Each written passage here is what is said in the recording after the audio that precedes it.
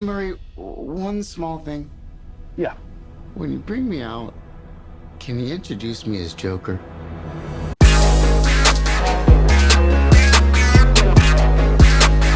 What is up, ladies and gentlemen? Welcome to the first official episode of Hollywood Uncensored. I know I've been promising you guys a brand new podcast that I wouldn't just start and quit after a few days, which I usually do, and you guys are probably wondering why I haven't uploaded in the last couple of days, but there just hasn't been really anything to really talk about. But you know who I am. It's your boy, Hollywood Holguin. I am joined by, I'll say it, I mean, the face of GCF, the face of Mats and Marks, from the GCF compounds, my good brother, my boy, Rossi, Montgomery. Oh man, you're selling me way too much already. Yes, this is the man of many different names. I don't know, because we're not in character for this one, No, but totally but everybody knows. Yeah, everybody. Again, I'm selling myself more so. People know of us somewhat now, and yeah, I go by Rossi Montgomery, the leader of the Rossi posse to some. And some are still asking for those badges that we do not have. No, we don't. I don't even actually have one. People always are like, that's cool, stupid, fake VIP badge. People listening to this that don't follow GCF are going to be like, what the fuck are you guys talking about anyway? But those that kind of do will. But, so yeah, we're not in character, but we always are, kind of. Yeah. So, you know, this is a fun stage name in a way. Yeah. To kind of plug all this. I mean, this is totally different. I mean, a lot of you guys know what GCF is because I've shared it with all of you guys. But pretty much, it's been like, we're just, not always talking about wrestling constantly. I know I've been putting a lot of wrestling content on the channel. I know a lot of you guys have noticed. Definitely, I've just been posting a lot of wrestling stuff. But there's just been so much wrestling going on this last week. But one of the biggest things that you guys have been asking me personally to talk about, that's that goddamn motherfucking Joker movie, man. Everybody's been asking me. A lot of you guys have been asking me. They fucking want it, dude. They definitely do. They definitely do. And the one thing why I haven't done a video on it, it's because, honestly, my boys, that movie, I needed to watch it at least 2 times to really get a grasp of what I was watching. Because that movie, a lot of people will be like, well, it's a comic book movie. It's based off a comic book movie. But the essence of that movie is so goddamn horror. It's a damn horror movie about the crippling effects of mental illness and what they could bring to you. And that Joker character, and you guys have seen me do reactions to the Joker in the trailers, and you've seen me in like my Joker hoodie, and you guys know I'm a huge DC mark, more so than Marvel, which is a funny dynamic between me and you, because I know you're all about the Marvel and all that. Much more mainly Marvel, yeah. But that is a good dynamic, but you always know me again when it comes to DC Batman universe. I do love. Yeah. So yes, it's still absolutely DC versus Marvel for this one. For this one, definitely, yeah. Yeah. But the one thing that me and you, like, our biggest thing has always been Joker, and like the one thing that we have going for us in our lifetime that's thankfully still going for now is that we've been able to see 4 Jokers. I'm not including Leto's because that Joker, I think we've all established. And we'll talk about a few, not even a few, we'll talk about all the Jokers, but yeah, it's kind of that funny thing also that, people of our older, like our, brothers, our parents even, can say, 007, there's countless.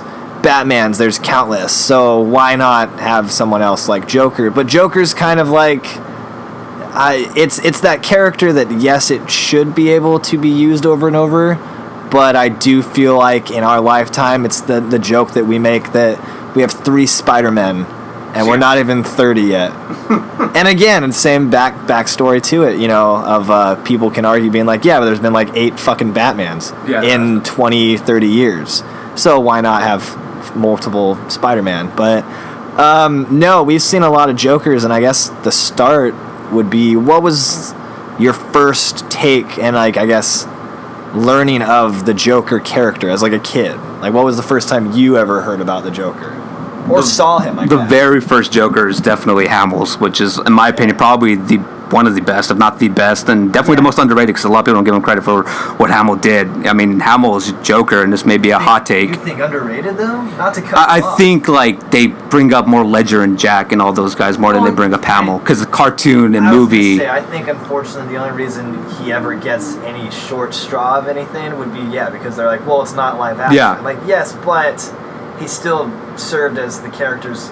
Definitely. He probably has the best laugh of any Joker ever. That's the one thing he has going for him. One of the most like known and like kind of like you hear it and you're like, that's Hamill. And this is a hot take that'll probably piss off Star Wars fans, but whenever Hamill unfortunately leaves us in this earth, I'm gonna remember him for the Joker more than Luke Skywalker.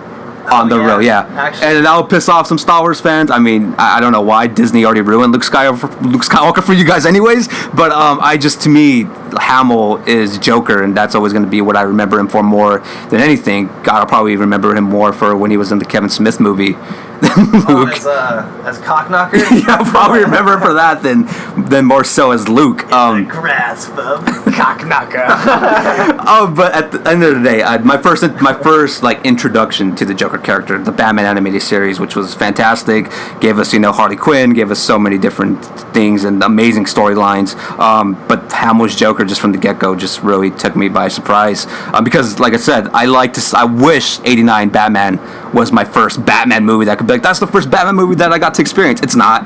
It's Val Kilmer and Jim Carrey's Riddler and Tommy Lee Jones as Two-Face, while both of them are trying to play the Joker technically. They were. Yeah. And we've talked about that a couple times, which is still funny. Just the start of that. I don't think I want to say probably most likely my first, knowledge of the Joker character would have been would have been the cartoon. Yeah. I really, really want to wish that, '89 was the first. Honestly, it probably would have either been, and I'm forgetting, Forever is Kilmer. Yeah. Yeah. I want to say it would have honestly probably either been that or possibly Batman Returns. Because as a kid, I do remember that, and the only reason I still have a gripe against Batman Returns is that '89, you couldn't really tell who the director was yet. Batman Returns, there's no fucking way you don't watch that nowadays, and you're like, this is Tim Burton. The intro. It's not, it's so fucking Danny Elfman that you can, it hurts at times. And I know that's why a lot of people to this day are like, I hate that Batman. I won't say I hate it, because I love Danny DeVito as Penguin. Yeah. Michelle Pfeiffer as Catwoman, still going to be the best Catwoman, I think, ever. Oh. They're going to keep trying, but I don't think... other characters have had decent, roles. I don't think anybody's going to be as good of a Catwoman as she was. No, she took it to a whole different level when it came to Catwoman. I mean, Anne Hathaway was, she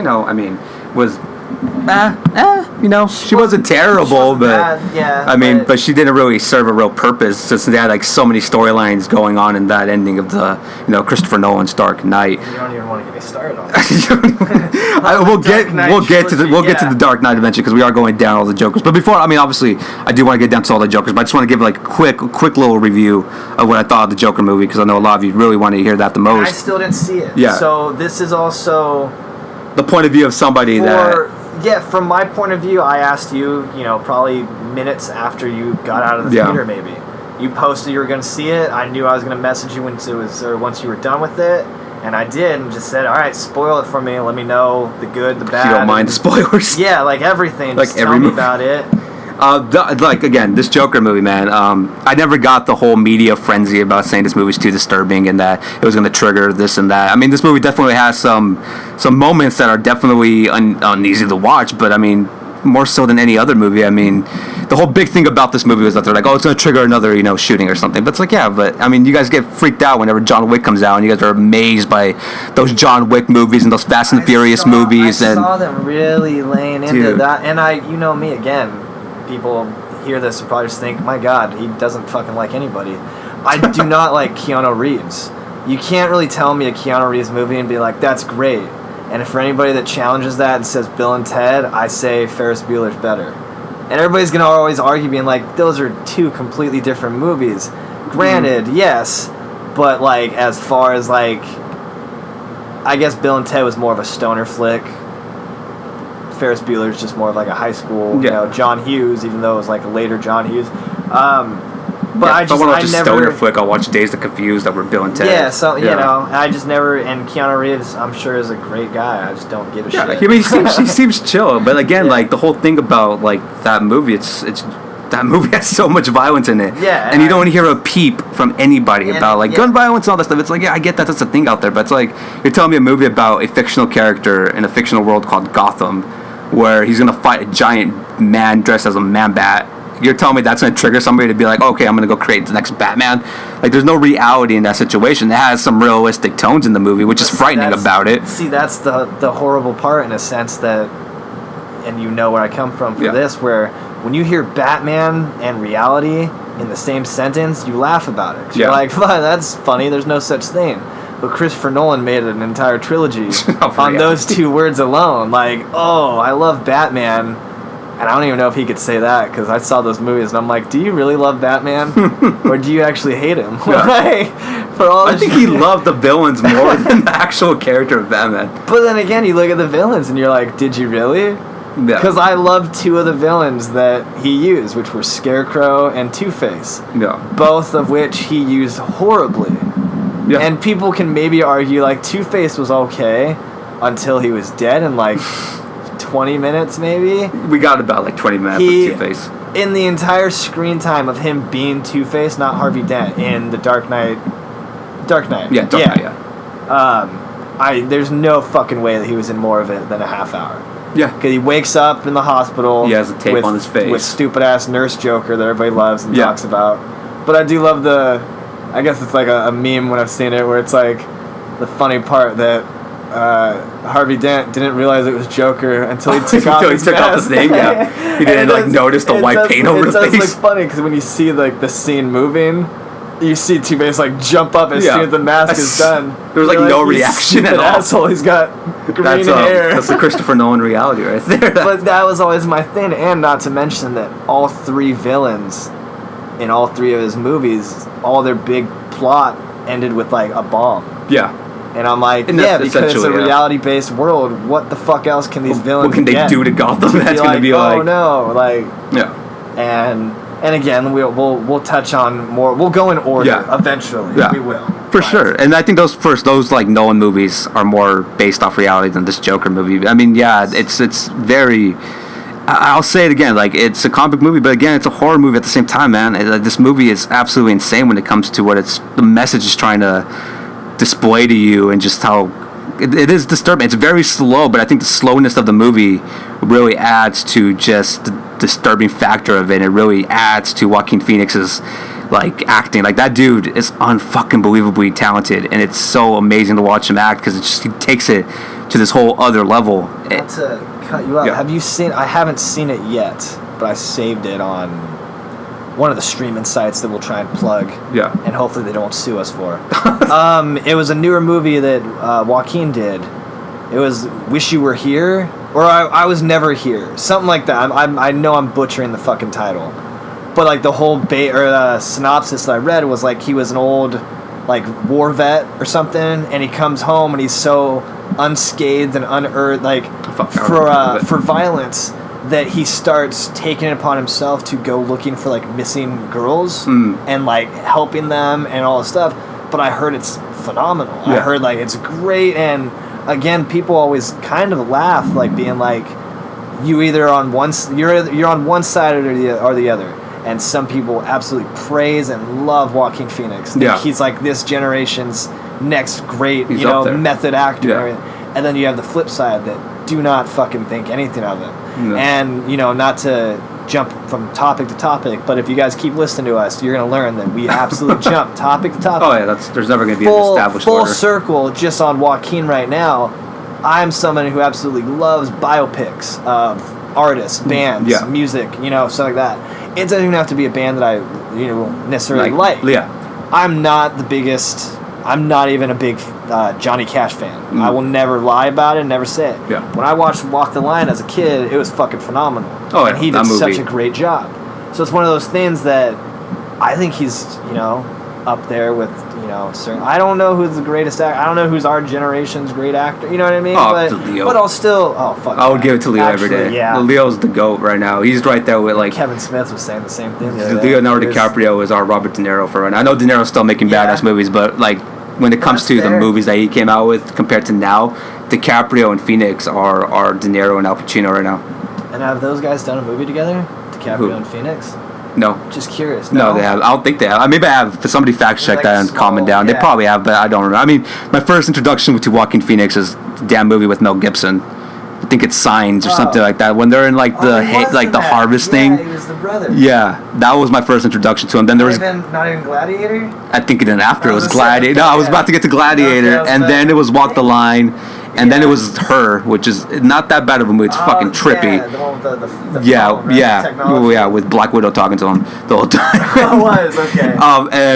That was probably like every movie I've seen him in. He's always stood out to me as like a dude that's just like unbelievably talented. Yeah, and this one, it's like the dude just goes to such a different place. It's like if he does not win an Oscar, and I don't even care if it doesn't get nominated for Best Picture because that's subjective, and of course the Oscars is always going to pick whatever they want to pick.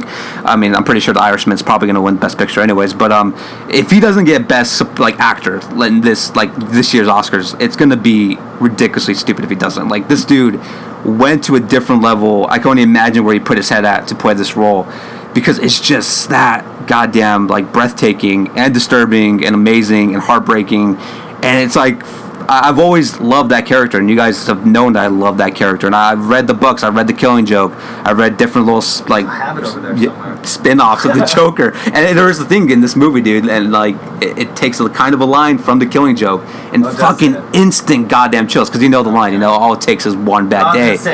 In this movie, dude, in full makeup, he's like, "Have you ever had a bad day?" And I'm like, "Fuck, that is everything that I've ever cared about this Joker." Yeah. Never needed an origin story really of the Joker. I don't really like. No. I never needed it, but because those that know the character, not to be one of those like comic book snobs or nothing, but like those that know the character well enough know that the best origin story of Joker's was never knowing his story. Yeah, was mysterious, always came out of his nowhere. multiple choice. And I think they make a comment about that in this movie or something like that. I've heard a lot of people being like, "Oh, it's best up to multiple choice," something like that. And I'm like, I get what they're saying.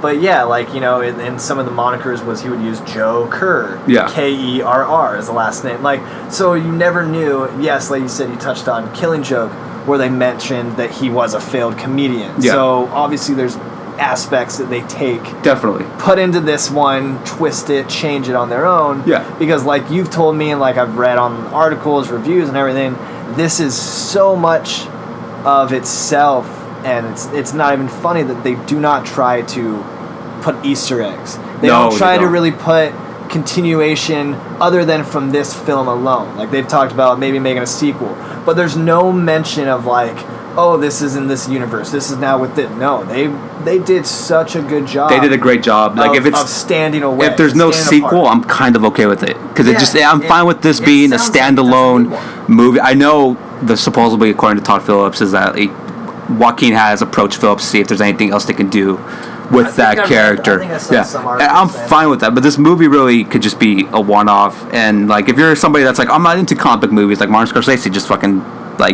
buried the Marvel universe, saying it's not cinema, and it's subjective. I get it.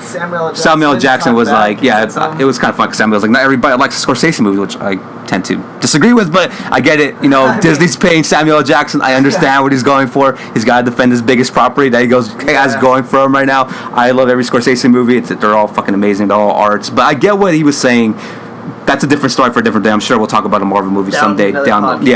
But back to Joker. Like, Joaquin Phoenix just takes it to another level. It's insane that this movie comes from the director that made the damn Hangover movies. Who would have thought that guy would come out with, in my opinion, the best horror movie of this year? And a lot of people aren't talking about it. They're saying, oh, it's a drama. No, it's literally a horror movie, because in my opinion, it's this generation: Psycho, American Psycho, Clockwork Orange, Taxi Driver. Yeah. And I mean, Taxi Driver is obviously makes sense. Hardcore. It's hardcore based off Taxi Driver. A couple other like classic like films like he took like homage to and whatnot, but no, it definitely sounds, you know, like we said, it's so much not a comic book film, almost in the same light that everybody always tried saying that to what's it called, kind of save or, you know, keep credit to what's it called, Watchmen. A lot of the time people, same kind of film where you either loved it or you didn't care for it or you might have hated it. I'm someone that appreciate it, enjoyed it, but I would never tell you that that's a superhero movie, because it's not. Definitely not. It is absolutely not, and that doesn't make it any bad or any worse, doesn't make it any necessarily better, just makes it on its own. So this is something just right there, kind of similar to where people can argue that Logan was not a superhero movie. It was a drama, it was a thriller at times, it was suspense for fuck sure. Fuck yeah. So a lot of these comic book movies that were based on comic books not necessarily have that flavor. No, and they can stand apart from it. Yeah. And I think that's the big thing of this generation, that you can't do that with most films. And I don't think a lot of people understand it. Like, this isn't Wonder Woman, this isn't Aquaman, this isn't Black Panther, it's not Captain Marvel. Those movies are for, assembly. They're for popcorn flicks, action-packed. Like Scorsese said, they are like roller coasters because they are a theme ride, a ride of emotions that you go on with these characters that you don't know, but you're introduced to. This one, from the get-go, just like, it tells you right away that this isn't going to be a fun time. This isn't going to be a movie that you're gonna enjoy it for. You're gonna enjoy it for the acting and what it displays, but it's really not going to be that, like, wow, this is like so fun to watch. It's not a fun movie. It's a damn movie that's going to fuck you up and be like, this is what it is, and it's kind of something that's actually happening in reality. Like, I know that makes people uncomfortable, but it is what's happening in reality. And I think that's what a lot of people are scared of, because it's kind of opening that door that a lot of people don't want to see, of just like that crippling effect of mental illness, and it fucking pushes this dude to become a freaking maniac to the point where it's like, holy shit. I mean, like, it's hard to explain just how epic it is in that, like, that essence of the movie. You're trying to still do kind of like a non-spoiler for right now, right? I mean, because I know you've told me scenes, and I've read certain scenes, so I don't. We can come back after, I want to kill the review now just so we can get into the other Jokers. So I'll throw in the whole spoiler alert. Sure, if you haven't seen the movie, which it's already been out for a week, but if you haven't seen it, fast forward. By the time this comes out, this will come out. You guys are probably listening to this on Friday. We're doing this on a Wednesday night, so you'll probably listen to this on Friday morning. So we apologize if you haven't, like myself, but like myself, I do not mind spoilers. It doesn't necessarily make or break a film for me in this generation.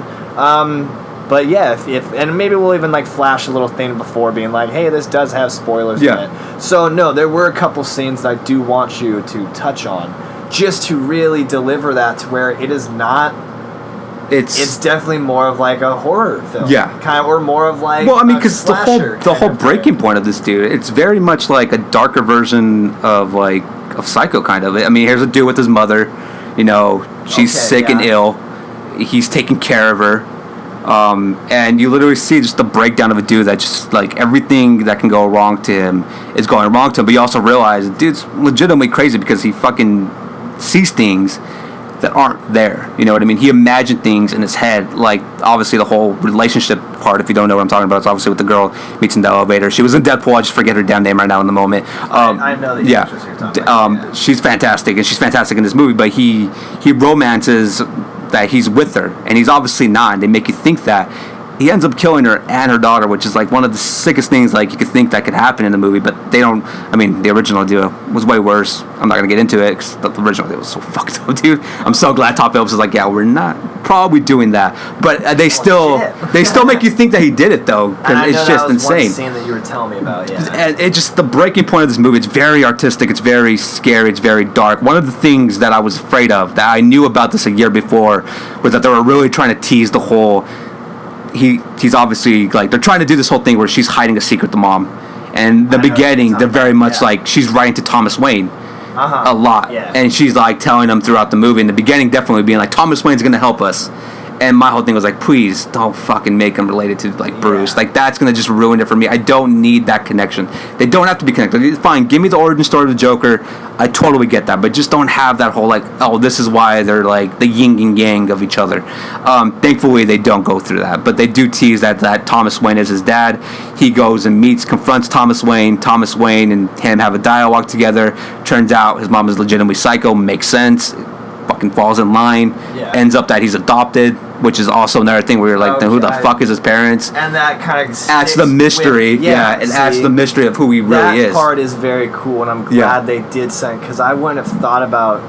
And it's such an easy thing to be like, oh, he's adopted. Yeah. We don't know who his fucking parents are. We don't know who, and his mother's dying. Yeah. And she's dead by the end of the film. Spoiler alert. Obviously. Yeah. We'll let them see that part. But it's one of those things that, like such a simple nod. But I kind of wonder if they thought of it like that. Like, this is genius. I know originally the original idea was for him to be like the stepbrother, like the bastard son of Thomas Wayne. Yeah. That was the original script that they had. But again, they did rewrite this movie, I think, at least 20 fucking times. Like Todd Phillips couldn't come down to like the exact thing he wanted, and one of the scripts leaked like months ago, and people were like, "Oh, this is the movie," and it ended up not being the movie. Thank God Todd was like, "I'm not gonna have that connection. It's kind of too corny. It's kind of too predictable." And that probably would have been my only big, beef with it. Beef with it. Yeah, to just kind of be like, it's one of those things that doesn't need to be. It's a cheap pop. It doesn't take anything. It reminds me again. I'm gonna keep shitting on, unfortunately, Christopher Nolan's trilogies, and then sometimes I'm not even trying to, but it's so simple to tie back into that. It was the stupid Robin nod. It was so unnecessary. Yeah, it was so unnecessary. You had the whole idea, the whole movie that, this is another guy that grew up as an orphan. Now he sees Batman. He's a cop, so he believes in him. Everything's cool. As the movie starts getting closer to the end, you start to already feel like, he might be the next one in line. Yeah. And then they did not need to be like, by the way, his name's Robin. Yeah, that was like, it was one of those things where Nolan was just going for that cheap pop. It's a wrestling term, but it was like one of those things where he's like, I'm not going to give him Robin really, but I am at the same time without actually calling him Robin. It was so fucking stupid. And I mean, I'm sure my thing with that, to tie into even another film that people bitch and moan about, is I think that was just as dumb, if not worse, than the whole Martha line in Batman vs. Superman that everybody hates. Everybody swears that was what made that movie shit. That's not what made that movie shit. There's plenty other things that made that movie shit. But I will also tell you, I do not dislike that film. No, me neither. I don't even dislike Justice League. And everybody complains about that. Because, again, we'll get to Joker once in a while. I know, see? But I'll tell you right now why I enjoyed Justice League was because of Superman. They made him campy. When he turns... Fuck, I was about to say turns face. Again, we're in wrestling mode sometimes, a lot of the time. When he turns back to, good and everything, and he's starting to help them fight Steppenwolf. Yeah, because those assholes couldn't just put Darkseid. Yeah. When he's fighting him, though, the dialogue was so... Superman. Christopher Reeves can't be like, they went for and a full, punch to the right, and a hey, like it was so over the top, but it worked. Yeah. And then unfortunately, maybe they went for Boy Scout. Well, it didn't work essentially, but they went for Boy Scout Superman. Yeah. Which, like, I'm not the biggest Zack Snyder fan. I respect what he's done. I mean, but one thing I'll give him credit for is he really does go for like the full comic book edge when it comes to his movies. For some parts, not all of them. My biggest thing now, and I saw again, guys, we'll get to full circle. Yeah. But I don't even think it was an article. It was just like a quick like meme or someone. It might have been a comedian said it. But they're like, Zack Snyder's literally just becoming fucking... that's the author of Harry Potter, Rowling. Oh, J.K. Rowling. Yeah, because now like he just, for no reason, just a random day on Twitter, he decides I know. Like, Did you see the Martian Manhunter thing? Yeah. By the way, this person was this. And this other person was in there. Or this Robin was dead. Yeah. Or like, it's and there's a Robin flashback, and Darkseid was there. And again, it's that idea. And maybe it's true, but I don't think we're ever going to get that version. I do not think you're ever going to get a Snyder cut. I'm someone that would not care if we never got it. Because it's done with now. Yeah, it's over with. It's the end. They're already... the reason I don't care is because Affleck's not Batman anymore. So it doesn't really matter anymore. So we have our new Batman. No. Jonah Hill, crossing my finger, he plays Penguin. Or whatever. I mean, Riddler, whatever. Just put him in the movie. He's fucking fantastic. But the one thing about those Justice League is just... It's the mess. And the problem with the mess is because they try to bring in another director in the halfway point. And the movie went to shit. Didn't make a lot of money. Throwing so much at it. And, again, to kind of get back to the idea that some movies are great being, the first in line to lay, the groundwork for it, whereas other movies are great just being on their own. Yeah. Maybe not getting a sequel, and knowing that we will not be doing anything. Yeah. Not good, not bad, it just doesn't need. And it adds to the quality of the movie when you go to look back at it, because that's it. This is it. That's why, like you said, and people have already talked about, there's a possibility there could be a sequel in this universe. Not hopefully, but if they do it, good for them. I'm sure it would be just as well done as the first one. It ends in the way, and back to the Joker, obviously, but it ends in the way that they could. I mean, there's one of the best shots I've ever seen of Joker, and you guys are seeing it right now on the screen.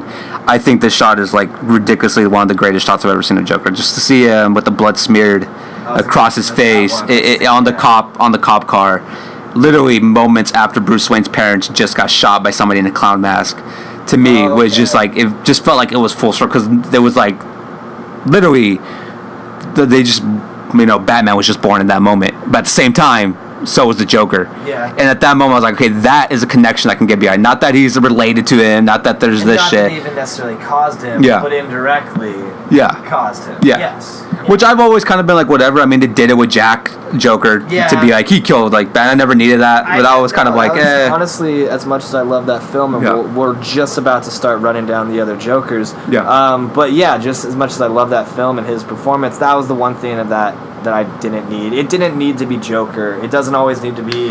It doesn't need that forced connection between those two guys. We already know those characters. We know they're established. Anyways, to wrap it up, the Joker review, loved it. I know I don't go with the hype usually. When people start saying this movie's the greatest, I'm like, we'll see, and they don't end up being it for me. But I'll love it either way, in my own weird way. But I will say this is the movie of the year. This is the role of the year. To me, it's the best superhero movie of the year. Yes, I know I'm going to piss off you Endgame fans, but, it is what it is. And it is the best horror movie of the year. It has all those things and drama. It's just, if this movie doesn't get some nominations, especially for screenplay and best actor, I'm going to riot, because I think this movie it deserves it all. And I don't care if we ever do get a sequel. If we don't, it's fine. If you have not watched The Joker, highly recommend it. I'm telling you, this is going to end up being this generation. However long this generation lasts, who knows? It's going to end up being this generation's Clockwork Orange, Taxi Driver, American Psycho. And we're going to remember this movie as one of the greatest acting jobs ever done. And I really do hope it does start a whole black label of DC movies, because I would love to see more DC villains used in this role. Oh yeah. Because you could do one Mr. Freeze. Like, you have a goddamn, that would be insane, dude. That would be very cool. Of him losing his wife and freezing her and all that. Can you imagine the drama you can make of that? You could do a freaking Goodfellas type of movie with the mafia in Gotham. Oh, like the Falcons. Yeah, you could do a whole Carmine Falcone. Yeah, a whole goddamn Goodfellas storyline with that. Yeah, that would be cool. Really do hope it starts. I know a lot of people are out there being like, "Oh, it's disturbing," and I know some people in the Oscars are saying this movie should be banned. It's ridiculous. This movie is not that disturbing. Spoiler alert: he kills 5 people. Maybe a lot to some people, and it probably is. And again, touching on Joker as a character, although it's not comic book, Joker as a character was not. He wasn't someone that was like an anti-hero. No. He was a murderer. He killed Robin. He's not Venom, guys. So to think about the character moving forward in film and television and this and that. It's just unnecessary complaining. It's this PC culture. It's just like, oh my God. And people complaining about their kids watching this movie. Then you're just a dumbass for taking your kid.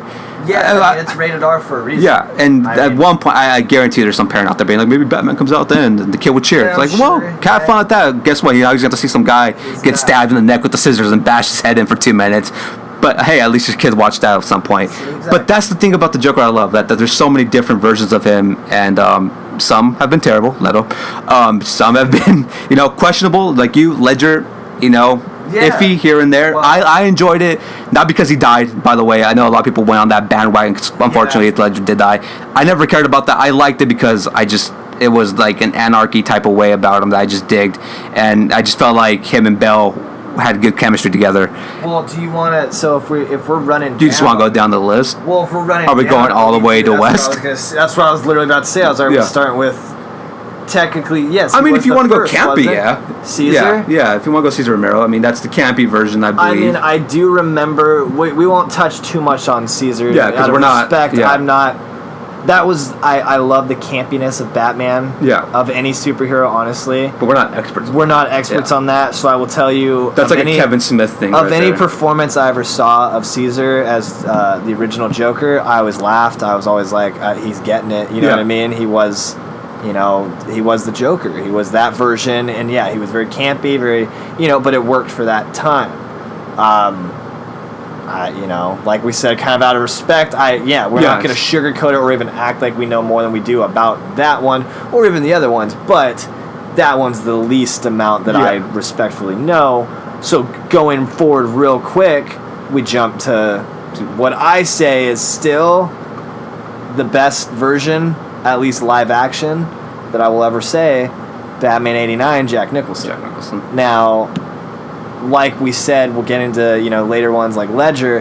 Everybody forgets about Nicholson, and people can look at that though, and I've heard people be like, "This is too campy," which is funny to think. So I'm like, but more than Caesar. I don't think it's too campy. I think it's too Tim Burton in a way.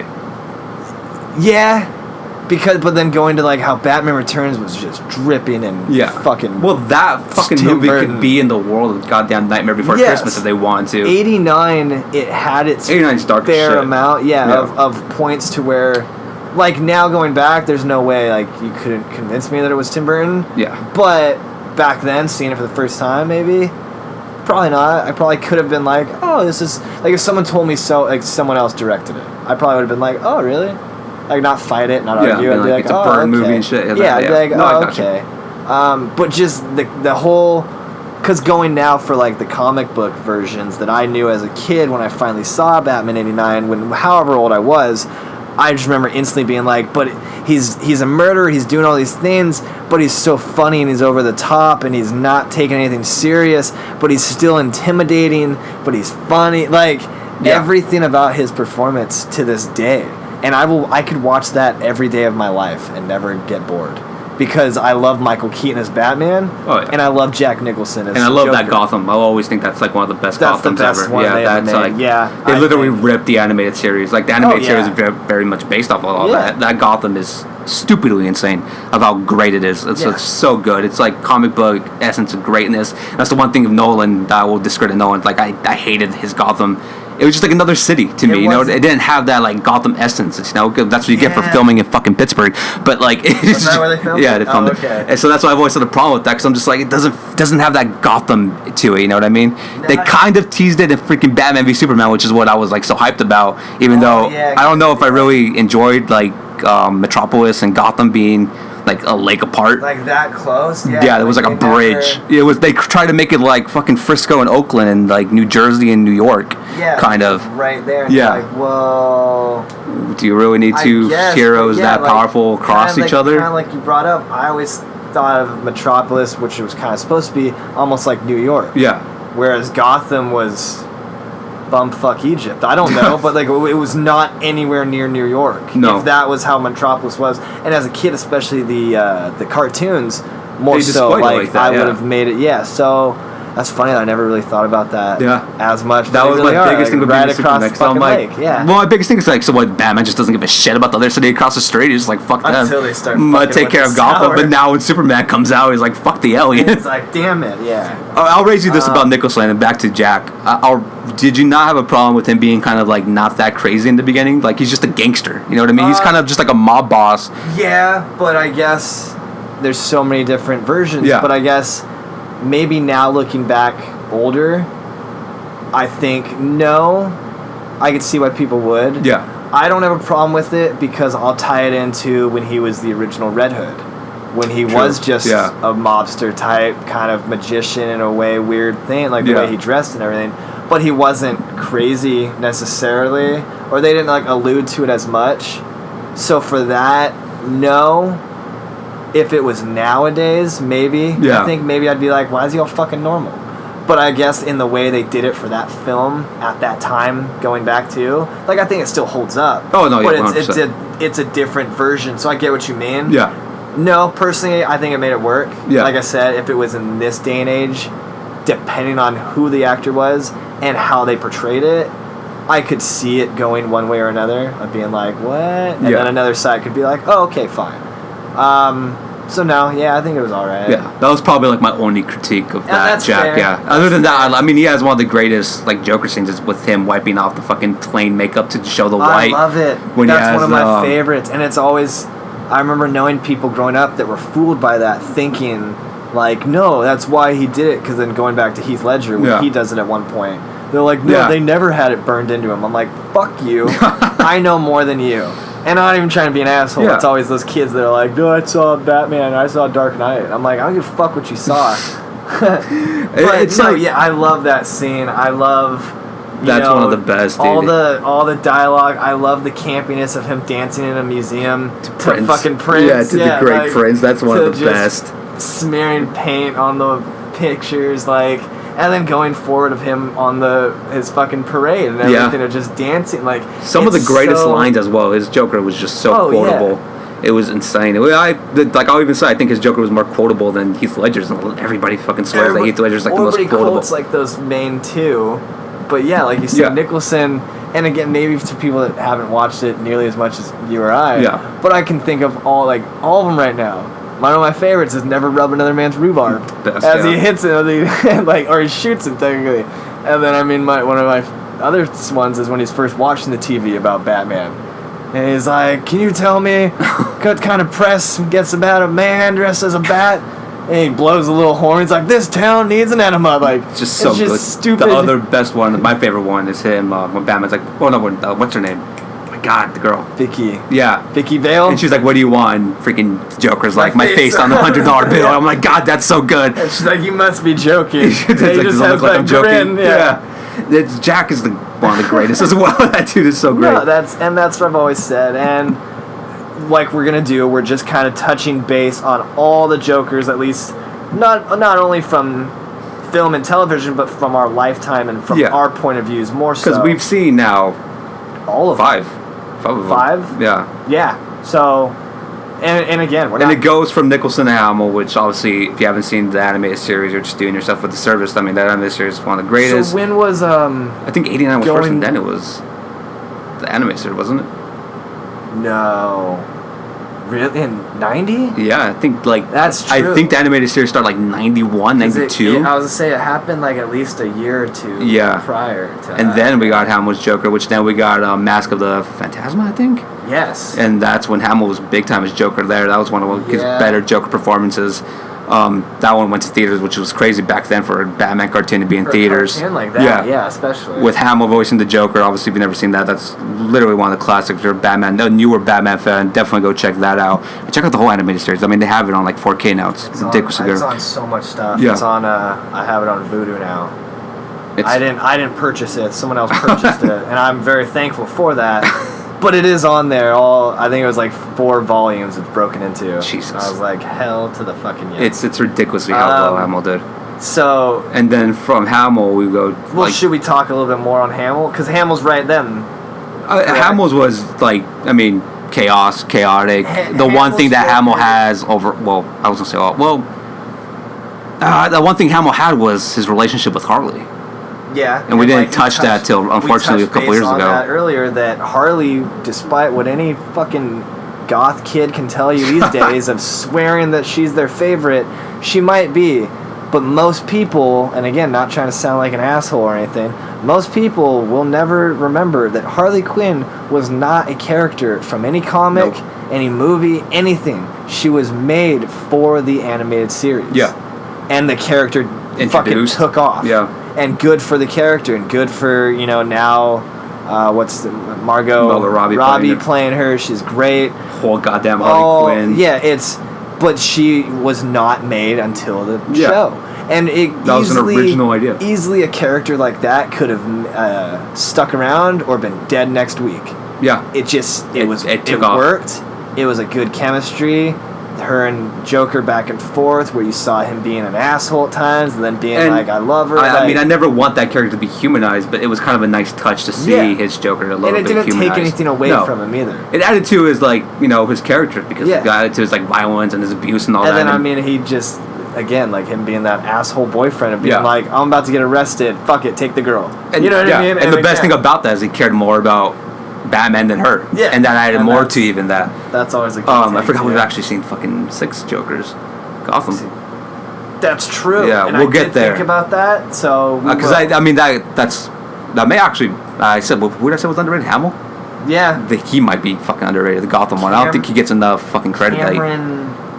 Some shit. Something. I'm sorry, buddy, but we're. I mean, Gotham. You guys know what Gotham is. Yeah, everybody. You guys already know. I'm trash with names. You guys know that already. But and we're trying. We're kind of glossing over. Yeah. Again, this is not big, detailed reviews or recaps of Jokers, but it's our takes on them. So, Hamill, yes, as a kid, it's right there because that show is easily made because of the voices who back the characters. Yeah. Kevin Conroy is a phenomenal voice actor who gave Batman his voice for so many years, to where even live action films, you still would hear it and be like, that's not Batman. Yeah. That's not his fucking voice. Same way as Mark Hamill, to where, so when they're together in one show, holy shit. And as a kid, I loved it. And like we said earlier, I was always Marvel. I'd watch all the Marvel cartoons. Yeah.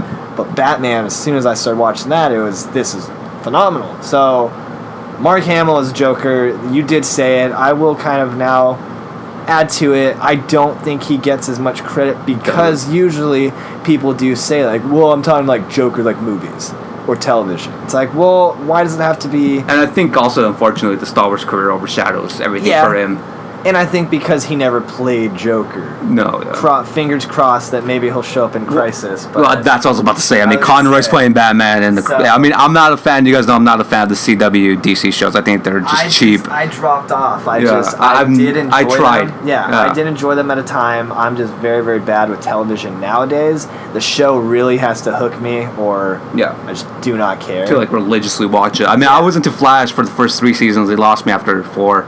I just never got into it. I don't dig their Supermans. I'm not a fan of it. It's just too campy for me.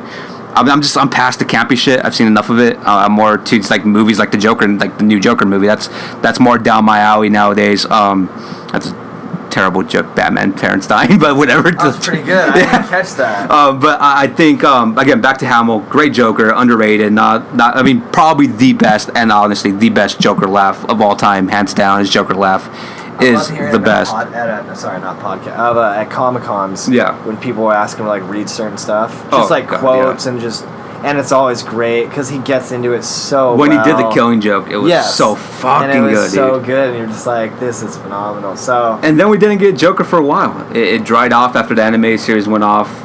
And we got the Riddler and Two-Face movies, the Mr. Freeze, Poison Ivy, Bane. I was so ready to be like, oh, Joker talk, thinking like, oh, Batman movies. But that's right, we didn't see it. We didn't see it for a while until 2008.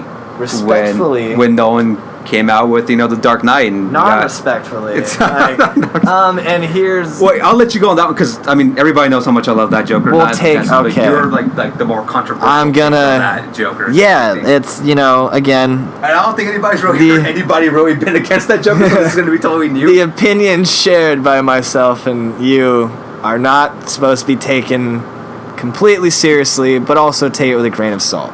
So, quick... thing for the Dark Knight, Heath Ledger's Joker. When Heath Ledger was casted, when he was already casted, the movie was coming out, we were 13 years old, 12 maybe, 12 and 13, going on 13, and everybody fucking loved it, and it wasn't even out yet. I don't even know, there had to be at least a trailer. Maybe a few. There was an IMAX teaser of him like behind the glass. Okay, so it was like the first time we got the Why So Serious thing. Oh, I kind of remember that. Yeah, but so they got that, and then they'd see like teasers here and there, and then when the trailer came out though, because all I remember people talking about is him sitting in the fucking back of the cop car, like that image. Yeah. Everybody raved, everybody loved it, and again, I'm a bit older now, so I will try and catch myself and try and be a little bit nicer.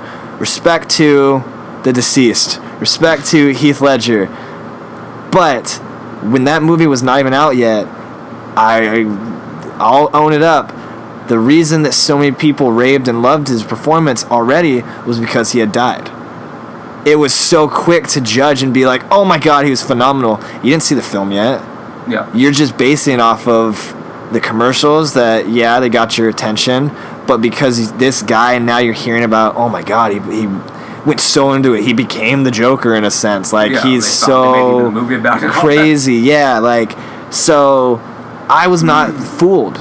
And when the trailers came out, I was vocal. I was like, that looks like shit. I didn't like it. I didn't like his look. I thought the lips were stupid. I still kind of do. And now I hear, what was the prosthetic? So, fine, it wasn't his fault. But fucking make it look better then. Yeah. So he's not licking his chops every goddamn 2 seconds. I wasn't sold on it. I didn't care. I didn't, the whole thing, the whole magic trick that everybody loves, I didn't care. Like, and I think it was partially because I was so spoiled as a kid to where I found my Joker. That was Nicholson. Hamill was close second. But I was like, no, he's not even close. Yeah. And then there was a weird divide to where I was the weird kid because everybody was like, Nicholson was awful. Well, I remember that fucking year, like everybody. Yeah, no one fucking thought Nicholson. Yeah. No one thought any other Joker mattered or even existed. Yeah. They were like, no, absolutely not. So that was me at 13 being like, fuck this, and I don't give a shit. And I went and saw it in theaters, I remember, and I was so pissed because I hopefully didn't pay for my ticket, but I know I went with people. and I was just like, this is fucking awful. Like, I just didn't like it, and I not even think the only person I disliked more than Heath Ledger as the Joker was Christian Bale's Batman. Mm-hmm. And people will argue that as well, and then a third one really to dig into being like, why are you a fucking asshole? I thought Michael Caine was hands down the worst Alfred we've ever had. Like, and that might be that might be more offensive than Heath Ledger. Like, people are gonna be like, dude, he's dead. He can't fight you over that. Yeah. Christian Bale is a notorious asshole. Yeah. But why are you coming down on Michael Caine? Like, nothing against Michael Caine. The old British guy. Yeah, nothing against Michael Caine. I just didn't care. I just didn't get it. And getting older, and then before we jump to it, the next Joker after Heath would have been which one now? Oh, the great and powerful Jared Leto. It would have been for live action, yeah. Yeah. Because Gotham technically came before, after though, I think it came out a little bit after. Did it? Suicide Squad, yeah. Oh yeah, I guess. So before we jump to that, I didn't care. Growing up, I did not give a shit. I had seen it at least a handful more times, The Dark Knight, and I still wasn't convinced. The only thing at that time I gave like a nod to be like, okay, was I liked that they didn't have to kill him off.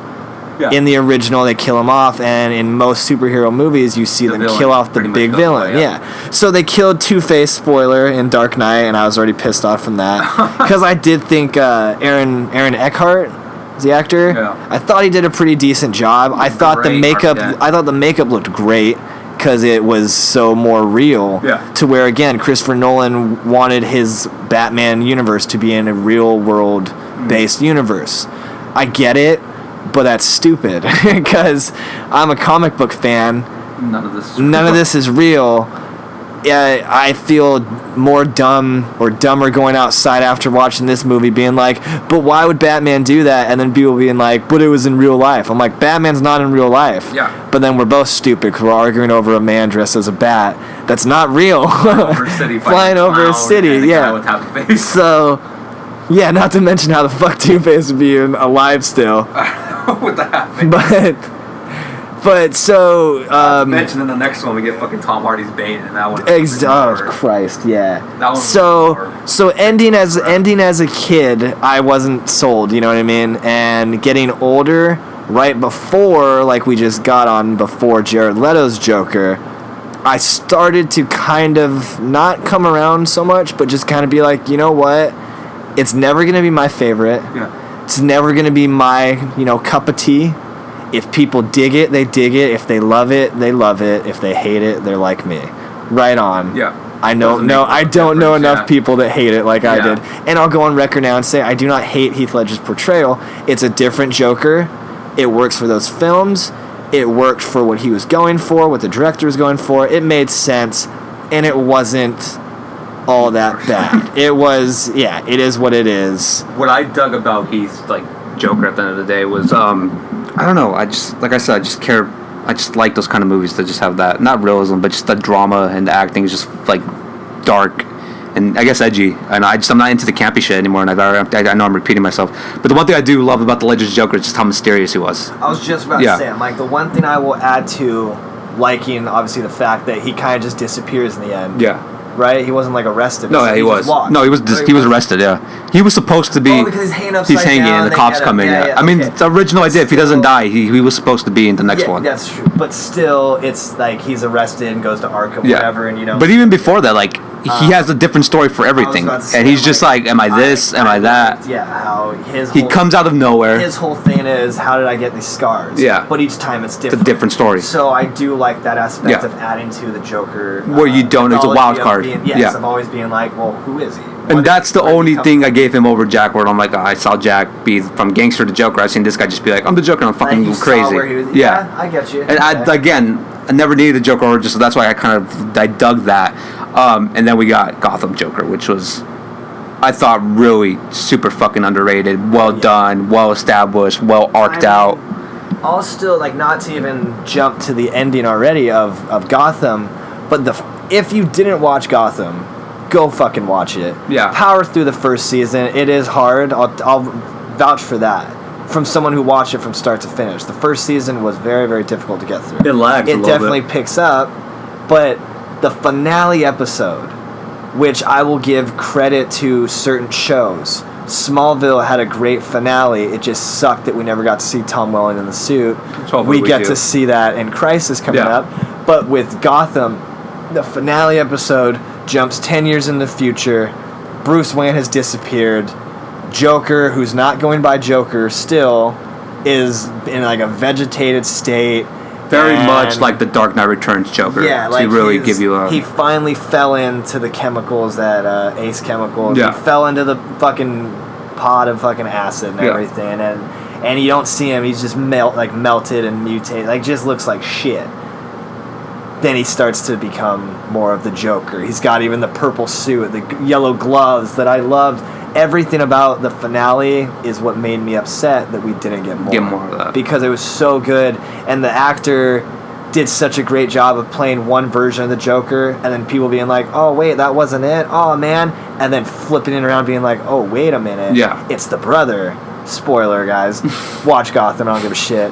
It's fucking phenomenal, but, like, it's so good. And, like, that is a spoiler, but it doesn't take away from both. That it does so the performance itself doesn't like. No, it was so good, and like we already said, this whole thing is spoilered, kind of. It's probably the best looking Joker, comic book wise. I mean, a lot of people's full costume design. A lot of people's big gripe was like, oh, why does he only have like a few, like a very Jason Voorhees-esque of strands of hair?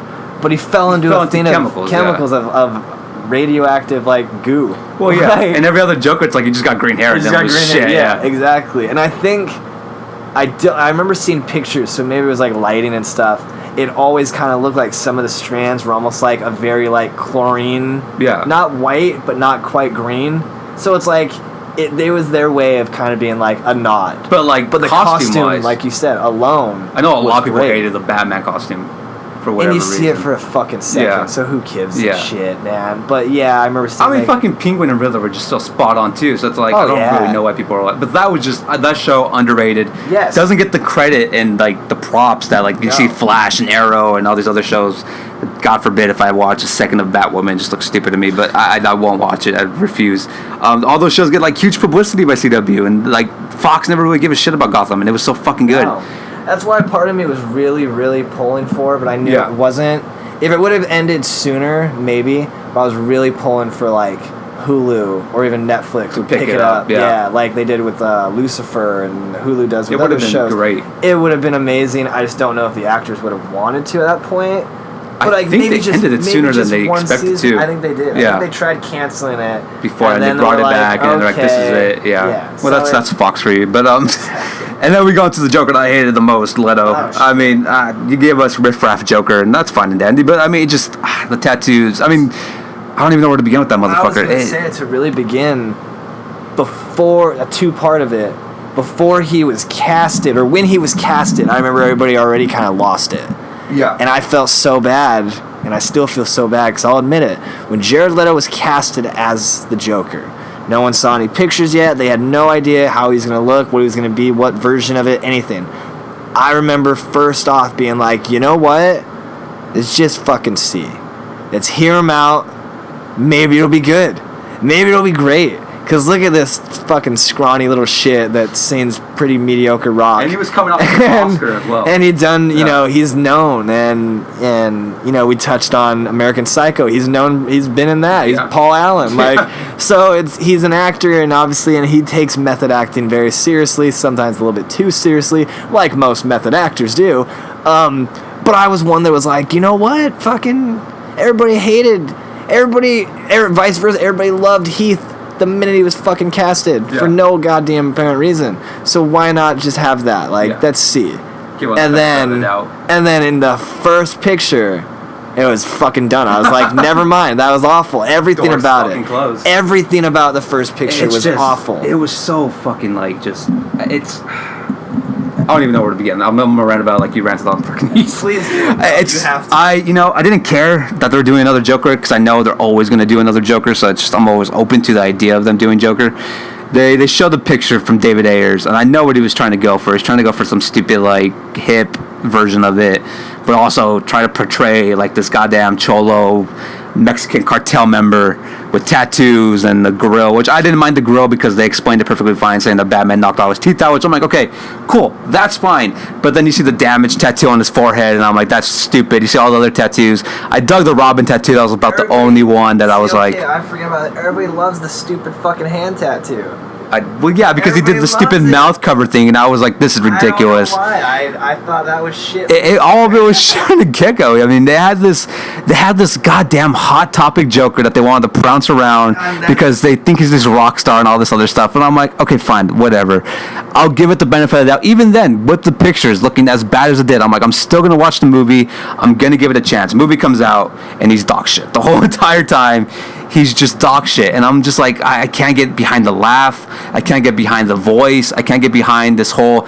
And the biggest issue I have with it is how much he loved Harley Quinn. As shitty as that sounds, when the fuck does the Joker ever really truly care about Harley Quinn at that capacity where he's like, I have to save her. I have to save her life. When does he ever give a shit? The only time he wants to save her life is if it gets him close to killing the Batman. That's about it. In this one, he's like, I have to save her from the fucking Suicide Squad. Well, it's funny, like, it's not even... That's a fair fucking point. Yeah. Very, very, very fair point. They made this whole, like, Romeo and Juliet romance where I'm like, that's not the Joker. And that's where I was just like, I'm done. The biggest thing that, like, you could end the argument already because you already won by simply saying they made it their Hot Topic Joker. Yeah. And for that entire fucking year, what did Hot Topic sell? Fucking Joker. Everything Joker. Yeah. Everything Suicide Squad from Margot to freaking Harley. From, like, that standpoint alone, they did exactly what they set out to do. Yeah. They made... Probably, a merchandisable Joker. Probably, and we'd have to, get facts on that. But I'll go on record and guess, probably the most marketable Joker in fucking years. Easily, maybe because you couldn't market Heath. No. And I mean, they did, and we saw, like, kids dressed up as Halloween. It was a big thing at that point. But it wasn't as much as Jared Leto. No. Jared Leto, they had keychains, they had shirts, like T-shirts, you couldn't see wallets. Someone. Yeah. I mean, at that time period was when I was, dyeing my hair all stupid fucking colors and shit. And I couldn't dye it green because everybody and their goddamn mother would have been like, oh, you're a big Jared fan, huh? Fuck no, I'm not. But... It was such... that was the biggest thing of that. So it's the worst. It's the worst Joker. I have no care in the world to ever see that Joker ever again. I hope we never see it again. I hope he doesn't have a role in Birds of Prey, because I do want to see that movie, because I think Black Mask is going to be phenomenal in that movie, because it's fucking Obi-Wan. It's Obi-Wan Kenobi playing. I hope so. Yeah. I mean, I hope he does get the mask. I'm kind of afraid they haven't shown it yet, so I'm like, oh, please, there was one picture in the trailer, because I saw, like, stills of it. Like, I don't know if it's, like, in his bedroom or something, like, but he's there, and right next to his head on the wall is, like, a painting of a black mask. No, dope. And I was like, cool, fucking put him in it.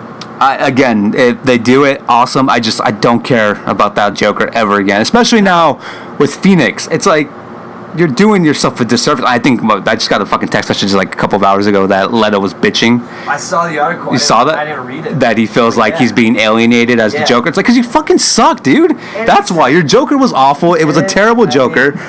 And people swear by that still being like, he didn't get the respect, or he was screwed over because they filmed so much more and you only saw 20 minutes of it. Yeah, because I don't know if I believe that. In the same aspect. No, there was a cut. I believe that they filmed a lot, but of what you showed me was enough for me to know that I'm not a fan. Yeah, and that's not being an asshole. That's, you showed enough scenes with Joker as the main character of those said scenes. Exactly. When they first show him, and you talked about his stupid fucking laugh when he's lying down next to the knives and all that shit. Yeah. That was the first scene with him only and his henchmen talking to him. Then later on you have Ike Barinholtz from... You had him in the strip club first, remember?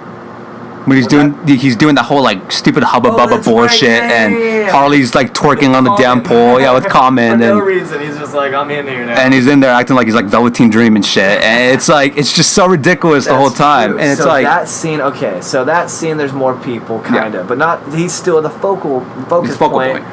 And then go from there. You have when his one henchman tells him about where the Harley's being held. Yeah. Then you go from that to where he's talking to the guy being like, all that chit chats can get you hurt. That's a fucking stupid line too. But it's barely still like a couple like dialogue, blah blah blah blah blah blah blah, ha ha ha, and it's over. Yeah.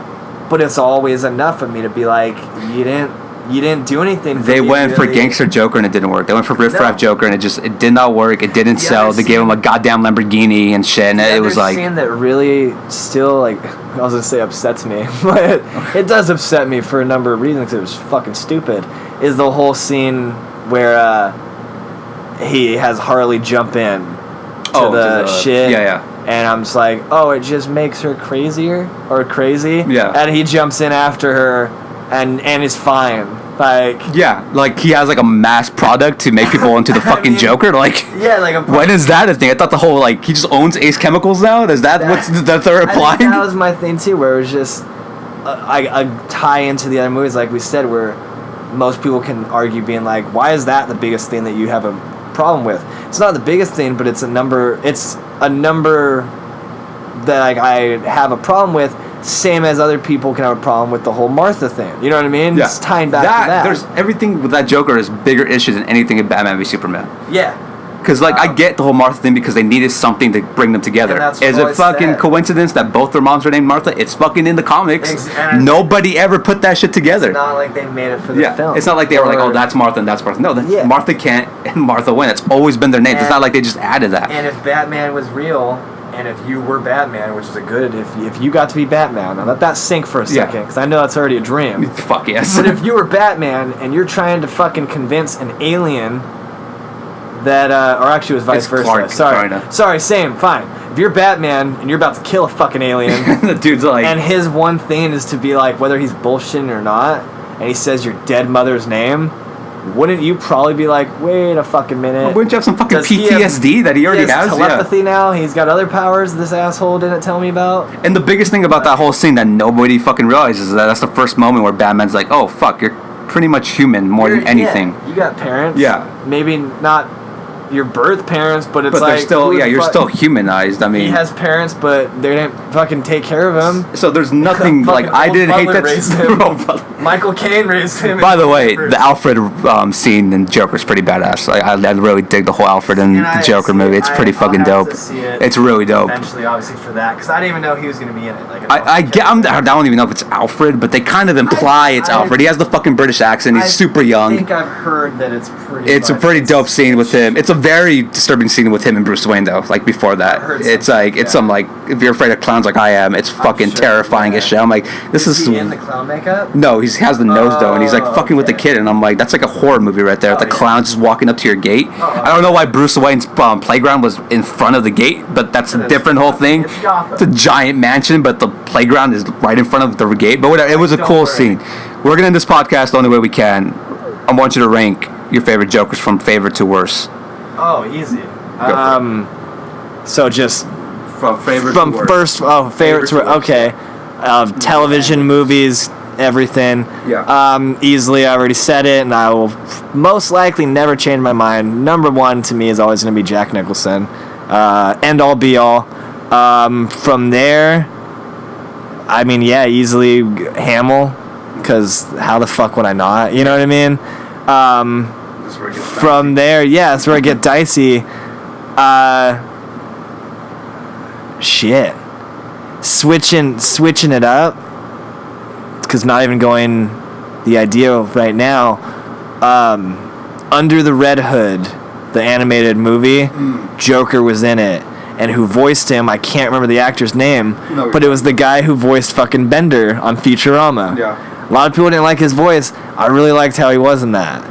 So I need to figure out the actor's name, with all due respect, but Bender voiced Joker. He has that great scene when he just fucks up every single Black Mask catchment. Yes, with the glass of water. Yeah, that too, yeah. Great Joker scene. So I would put him number 3. Then I'm going to go Gotham's Joker, or Cameron Monaghan or something I want to say. That, yeah. I'm sorry. And then, not even disrespect, but I'd throw Caesar in there. Before the fucking shit. Yeah, I mean, not even trying to. I'm going the ones that I really, really, really like. So it's not that I dislike Heath Ledger anymore, but he's definitely lower. But it's not like if I had to do like 1 through 6 and Heath was 6, Leto is fucking like 30 fucking 7. Yeah, like no pun intended to Kevin Smith for 37, but yeah, like Leto's absolutely the fucking worst, and I don't necessarily need to see. And I can't put Joaquin yet because I actually haven't seen it yet. Although I think he's, of all the articles and reviews, and I'm someone too that doesn't necessarily believe in reviews, but will hear them out, you know, I think he does great. So when I top 3 based on what you heard, of live action, probably yes. Of all time, he might be number 3. I think he can have a fair place right behind Hamill and Nicholson. Yeah. I don't see why not. So yeah. Will he break top 5? Fucking easily. Yeah. Can he get to top 3? Most likely. Yeah. Once I see it, we'll go from there. So yeah, that's number one. Number one and number fucking last is always number 1 Nicholson. Last is Leto, unless somebody really fucks it up. Joker. And the other thing with Warner Brothers, don't do Joker again. Just leave this one alone for a while, just a little bit. You know, let Phoenix be the last Joker for just a little bit. My ranking, I'm gonna go Phoenix number 1. Okay. I think Phoenix is the best Joker right now. I never thought it'd be top, the ones I've seen in my lifetime. And I remember when they announced the movie, and I was like, really? A Joker fucking movie again? I'm like, are you kidding me? This is going to be terrible. And a standalone. A standalone. And I remember them being, well, yeah, it's Martin Scorsese's producing, and Todd Phillips is directing. I was like, I know, that sounds great and all. But, yeah. I'm like, I don't want to see it. Don't really care. This is, like, right after Leto, too, so I had that bad taste in my mouth. So I'm like, I don't want to see the character more. Give me somebody else. We got Riddler. We got Penguin. I love Joker. I want to see the Rogues Gallery. You know, I want to see the rest of them. The last thing I remember of fucking Riddler and other than Gotham was Batman. You know, Forever. So I want to see those other characters, and hopefully Matt Reeves does give us that. That seems like it's going to happen. But my ranking would be Phoenix 1, Hamill 2, Ledger 3, Nicholson 4. Yeah. I know yours is different from mine. Yeah, totally. Yeah. Either, but I'm like, oh man. I totally forgot about the Red Hood Joker. So I would probably put that 5. Which is funny, because that's... And, then I'll put Gotham, and then I'm not going to rank Leto, because that's not Joker to me. He doesn't even make my list. Another one that deserves an honorable mention, because of the cartoons, I know the actor, but I'm blanking on other shit he's done. The voice actor for Dark Knight Returns, the animated movies. Oh yeah, that one. He did a very good Joker, job because it was so soft spoken. He did it perfect, yeah. Fucking creepy. But that was like that Joker for that book. Yeah. Another underrated one I would say is well, no, that was Hamill, wasn't it? Never mind, my bad. Beyond. Remember that storyline where where Drake turns into the Joker? Yeah, it was Hamill, wasn't it? Yeah, that was Hamill. Never mind. I haven't watched it in such a long time. There was a few other ones in cartoons, but at the end of the day, I mean, look, Phoenix. I'm not shitting. I don't go with the hype. You guys know this. I thought Black Panther wasn't that good, so there you go. I don't go with the hype usually. I will tell you right now. Phoenix to me, right now, and hopefully for a while, I think he's the best Joker of all time. Just gradually seeing that character break, and the story that I didn't even want, and I fucking loved, and it's insane, it's crazy. Definitely check it out. It's my favorite movie of the year. I don't even think its movie's gonna be any different moving forward. Although the movie's coming out this year, maybe Doctor Sleep will surpass it. I don't know. I doubt Star Wars will, but Joker, fantastic movie. 10/10, honestly. I mean, hardcore, man. I have to watch it again. It was great. But my boys, this is going to end the episode because my laptop is actually dying. So we're going to end it. This is a very long episode. I know. We're probably going to do this more often, so definitely look forward to this. I know I've started podcasts in the past that I don't complete, and I leave you guys hanging. It's just like those one-offs. We're going to really do our best to keep this going. I can absolutely vouch that not all of them will probably be this long. No. And who knows? It depends on the movies. That's something we're going to do. We've talked about possibly having some, movie watch-alongs while the podcast goes. And we talk about the movie, how we first saw the film, and... A lot of horror movies definitely something that's going to see in the near future. Again, if you're a wrestling fan, I know I have a lot of wrestling subscribers. This is probably just going to be more based off of comic books, movies, pop culture, stuff like that, whatever interests us. And if you're looking for, wrestling stuff, there's always Mats and Marks on Sundays. I know I will link you guys to that. You guys will probably sometimes find us on there as well. Obviously, there's other wrestling videos I'll post here now and there. But if you guys want to know my thoughts on the Joker movie, my review for the Joker movie, it's fucking phenomenal. Go check it out. It's amazing. Be open-minded to it. If you're very squirmy and you don't like certain things that just go too far and it's just too extreme, maybe this movie's not for you. Definitely don't be an asshole and take your kid. It's a fucked up thing to do. Kids shouldn't watch this movie. This movie will fuck them up mentally. And guys, we will see you guys later on. This is episode 1 of Hollywood Uncensored. It's your boy Hollywood Holguin. This is Rossi for the time being. For the time being. Screw it, you know? We'll see what it is by whenever we do another episode. Hopefully we'll see what we can do, but there's definitely more episodes in the future. I will see you guys later on. You guys are listening to this on Friday, so tomorrow, Saturday, that means I unfortunately have to do a WWE video. That's hopefully not taken down. So I will see you guys tomorrow. You guys enjoy the rest of your day, and thank you for listening to this Joker review. You guys have a lovely night. Too sweet.